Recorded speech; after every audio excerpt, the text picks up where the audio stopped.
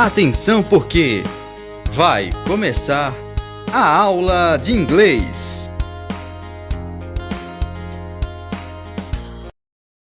Hello! Olá, pessoal! Espero que todos estejam bem.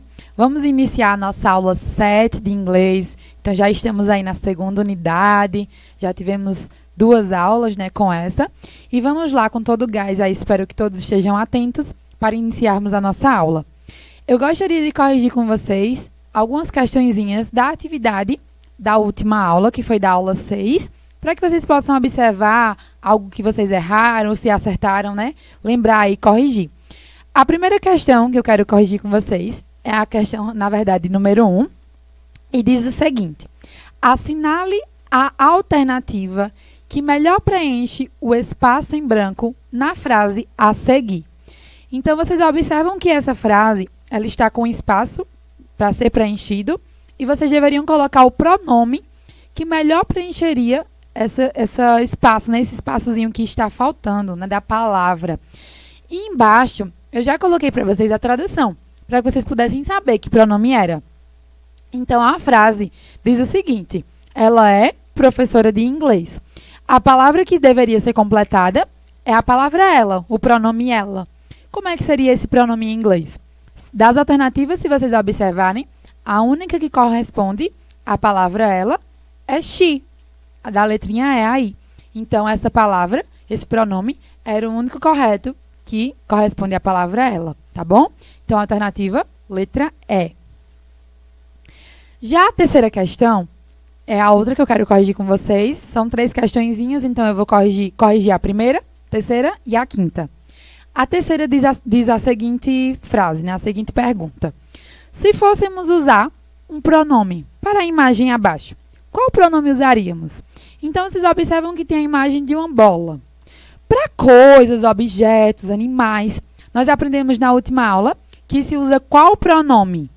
Olhem as alternativas.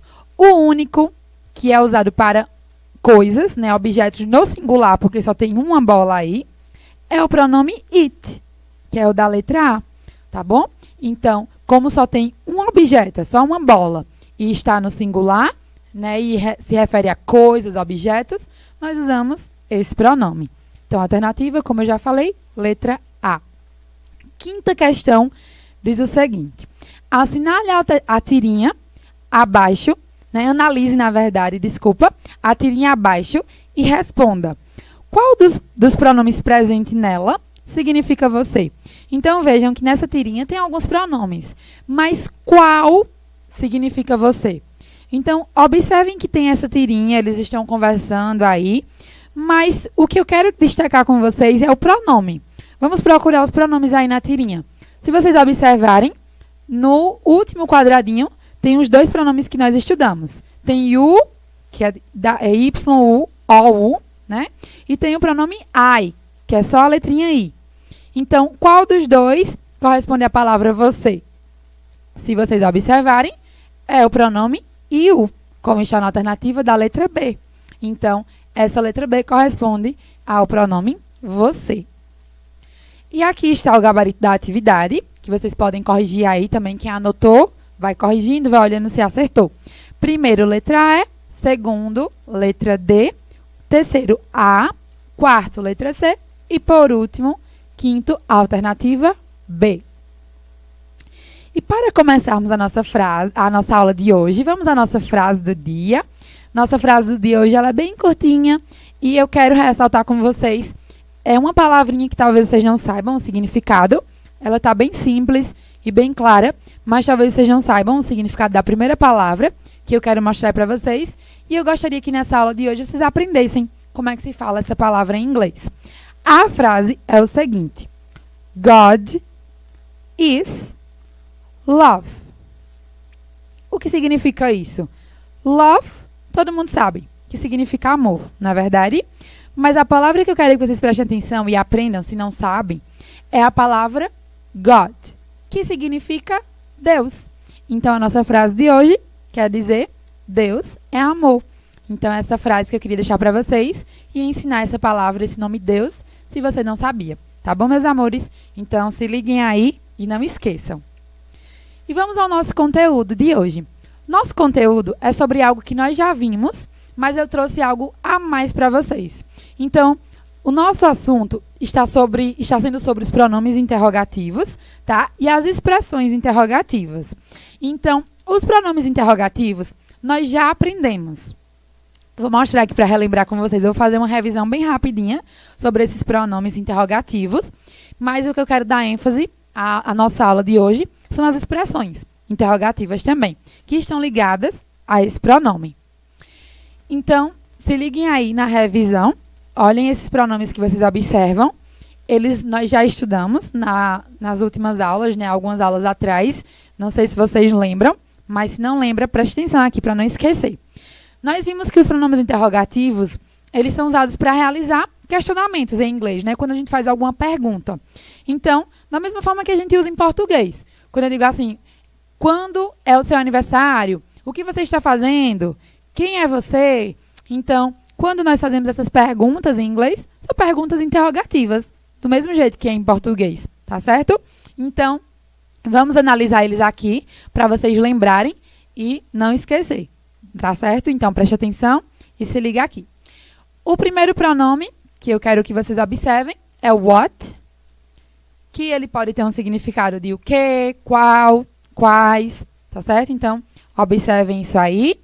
O outro, who, bem curtinho, que significa quem. Então, quando eu digo quem é você, nós podemos usar esse pronome. O terceiro, o where, ele tem um significado onde. Então, se eu digo onde está você, onde é a sua casa, pode ser usado esse pronome. O quarto aí, o when. Vejam que eles são bem parecidos, né? Esse terceiro e esse quarto. Mas falamos dessa forma. Que significa quando. Então, quando eu digo quando é seu aniversário, quando você está em casa, nós podemos usar esse pronome. O outro aí que só tem 3 letrinhas. Why, ele significa porquê, muito usado, quando a gente quer saber a explicação de alguma coisa. Por que você faltou à aula? Por que você não veio? Usamos muito esse pronome. O outro, whose, que significa de quem, né? O a quem pertence a alguma coisa. Então, de quem é este microfone? De quem é este lápis? Nós podemos usá-lo. O penúltimo aí, temos como pronome how. Observem ele, porque usaremos muito ele na nossa aula de hoje. How significa como, tá? Então, se eu digo como está você, eu usarei esse pronome. E, por último, nós temos which, que ele tem o mesmo significado do primeiro, que é what. Ele significa qual, quais, o que. Porém, a diferença, não sei se vocês lembram, que nós usamos ele, esse último, which, nós usamos quando nós temos alternativas de escolha. Então, se eu digo, qual você prefere? Amarelo ou azul? Que cor você prefere? Então, quando eu dou alternativas, né, opções de resposta, nós usamos ele, tá bom? Então, aqui só foi uma relembrada bem rapidinha para que vocês não esqueçam desses pronomes e saibam usá-los também. Hoje eu quero trazer para vocês o pronome how, que foi aquele que nós vimos, cujo significado é como. Mas eu quero enfatizar os seus compostos. Como assim? As expressões interrogativas. Quando eu digo para você, quantos lápis você tem aí na sua casa? Quantos quartos tem na sua casa? Quantos banheiros? Então, quando eu digo essa palavrinha quantos, como é que seria isso em inglês? Observem que, para a palavra quantos, nós temos essa primeira, que em inglês falamos how, many, ela significa quantos. Já ao lado, essa em amarelo, é a palavra quanto. Então, geralmente usamos ela para o singular. Ela vai ser pronunciada em inglês how much. Então, a primeira, ela é usada geralmente para os substantivos no plural, ou seja, substantivos também nós podemos dizer que são substantivos contáveis, tá certo? Então, aquele que se pode contar realmente tem uma regra, que depois vocês vão aprender isso também. Nós usamos esse primeiro. Já o outro, nós usamos para os incontáveis, ou os nomes em singular, tá bom? Então, Eu vou mostrar só um exemplo de cada um para ficar bem mais claro para vocês. Esse primeiro, nós dizemos assim, ó. How many animals are there? O que eu estou querendo falar com essa frase? Quantos animais existem? Tá? Então, quantos animais existem? Então, eu estou fazendo uma pergunta. Vejam que essa palavra que nós acabamos de ver, essa expressão com o how, ele significa quantos, tá bom? No plural. Já ao lado, vocês podem observar que tem a seguinte frase. How much cheese is left? Ou seja, quanto queijo sobrou, né? Tem restante. Então, quanto de queijo sobrou?